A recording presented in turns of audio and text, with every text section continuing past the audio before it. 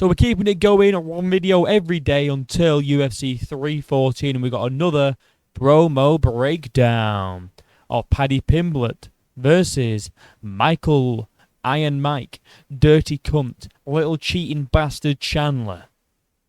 That's his actual nickname. I didn't just insult him. Alright, that's what he calls himself. Weird nickname. I'm going to go over how both these fighters can win this fight. And my prediction for this fight, you'll have to wait for it, bro. You're going to have to fucking wait, mate. You're going to have to fucking wait, lad. Until fucking Friday when my prediction video comes out. A day before the pay-per-view, mate. Fucking hell. I don't know what that was. All I do, it was a Scouse accent. Pretty shit. Either way, let's start off with Paddy Pimblett. Right, so the way Paddy wins this fight, in my opinion, right, he can do two things. Two things. Well, one thing really, but the one thing that he's going to do will set up the thing that he'll do to win the fight. Okay? And I'm not confirming I think Paddy's going to win. I'm just saying this is how he could win. He's very big for the division. He's quite tall. He's big. He's tall. Mike's not. Mike's a little dude. He's very compact, though. Very fast. Right? Very powerful. Paddy needs to just stay away. Keep on the outside. Throw those low kicks that he was doing it against Bobby Green that caused Bobby Green to shoot a takedown on him, by the way. All right? Paddy was teeing off on Bobby Green's lower leg. And Bobby Green shot a takedown. Big mistake with someone like Paddy, who's an excellent at jiu-jitsu. Okay, so Paddy literally needs to just keep away from Chandler, circle the octagon, all right? Low kick. Don't throw any punches. It's not worth the risk, Paddy. If you try and trade with Chandler, you're going to get knocked out. Even though you're Scouse and you don't get knocked out, you will. You will. If Chandler lands on your chin, you're fucking done. Alright? Unless you can recover and then submit him on the ground when he jumps on you to do ground and pound. Which is possible. Which is very, very possible. But Paddy's keys to victory here is keep away. Like, stay on the outside and wait for the right moment. Wait for the right moment. And look, if you end up on your back, Paddy, because Chandler catches you, because your chin does stay high, it's alright, bro. Because, you know what you can do? You can submit him, because your jiu-jitsu is fantastic. Really, really good. Your jiu-jitsu is... Oh. In that Bobby Green fight, in my opinion, submission of the year, last year, goes to Paddy Pimblett. Pretty sure I gave him that in my awards for 2024, the prestigious No Bromo UFC awards. I'm pretty sure I gave Paddy the submission of the year because I thought it was just unbelievable. The way that he reversed, sprawled out, then got the submission. Oh, it was gorgeous, absolutely gorgeous. It was so nice, and he can do that against Michael Chandler. If Michael Chandler, not that he will, tries to implement his wrestling, which he has, by the way. He just never uses it for some reason because he's thick. Paddy can just counter on his back. He's dangerous on even if Chandler rocks him and knocks him down like a flush knockout. Maybe he doesn't like rock him, but gets a flush knockdown, just knocks him on his ass, and Chandler tries to pounce. That's where Paddy's dangerous, on his back. His jiu-jitsu is very, very good, and I can see Paddy, all right, maybe not getting a takedown. But maybe ending up like, oh, I don't know, maybe Chandler tries to take down. Paddy can sprawl it, jump on his back, get rear naked, or Chandler knocks him down. Paddy can submit him from his back, get a triangle triangle, or a triangle armbar like he did on Bobby Green. All right, but I think Paddy's main way that he's going to win this fight is via submission. I don't think he's going to be able to trade with Chandler. He's not as fast with his hands as Chandler is. He's got good kicks, though. He could just piece Chandler up to the body, go low, to the, go low kicks, really piece up his leg. Maybe force Chandler to try and overextend, to try and get past those long legs. And then maybe you could catch him on the way in, or evade it, and then jump and get like a ghillie, or jump on his back. Because you know what Chandler does when you get on his back? He'll jump on his back like a fucking retard. And then you've got him on the ground there. And that's where you do best. That's where you do your best work. So really, Paddy needs to get on Chandler's back. Because Chandler will just go, I'm going to go, I'm going to slam him now. I'm going to jump backwards. So then the crowd goes, woo. Oh, and then that's when you submit him. Chandler's retarded. All right? If Paddy doesn't win this fight, maybe Paddy's retarded. Maybe he is. I mean, he looked good against Bobby Green, but Bobby Green doesn't have nearly as much power or speed or like explosiveness as Michael Chandler does. That's what Paddy needs to be careful of here. And if he keeps it on the outside, keeps it at range, he needs to keep it at kicking range, really. That's what he needs to do. Keep it at kicking range. And then as soon as Chandler like explodes in, move back, try and get a choke somehow. Maybe try to take him down. But Chandler's strong. I don't see Paddy taking Chandler down. I can see him maybe reversing a takedown or jumping on Chandler's back and trying to choke him out like that. And then Chandler's going to do a little slam, trying to be cool. And then that's where you've got him. Or Chandler knocks him down, and then Paddy... And then as Chandler jumps on him to try to give him ground and pound, Paddy can submit him from there. I think Paddy's only way he's going to win this fight is via submission, to be honest with you. Or points. Or he's going to keep it at range and just teep, low kick, body kick, just kick, and maybe chuck in a few punches here and there. He's either going to win it on points or by submission. I'm leaning more towards submission, though. Because we've not really seen Paddy go 5 rounds against someone like Michael Chandler. We saw him gas out against Tony Ferguson in the 3rd round, and that's against Tony Ferguson. Someone like Chandler who doesn't slow down ever. We've just seen him go 5 rounds with Charles, and in the 5th round he came alive. Cheated, but he came alive.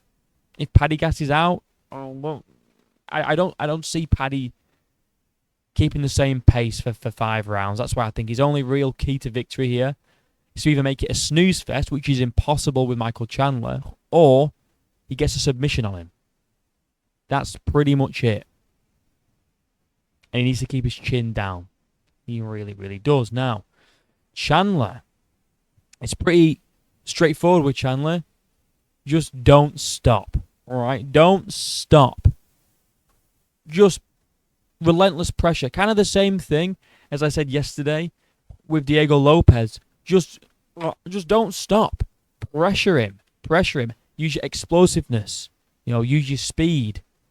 Use your power. You need to take it to Paddy Pimblett, and you need to not let him breathe. Get him up against the cage. Back him up towards the cage, and then piece him up on the cage. And then you can drop him on when he's up against the DM cage. Do some cage shots. Bang, bang, bang, bang, bang. Referee steps in. TKO for Chandler. I think that's Chandler's basically his only way to win. Because he won't use his wrestling because he's retarded. He's not going to be able to what am I trying to say? Out-grapple Paddy on the ground. I don't think he's got as good ground game as Paddy, as in like the submission game or the jiu-jitsu game. So I don't think Chandler wants this fight on the ground because he'll get submitted. He got submitted by Poirier, and I mean Poirier's good. I'm pretty sure he's not known for his jiu-jitsu though, is he? He got submitted by Poirier.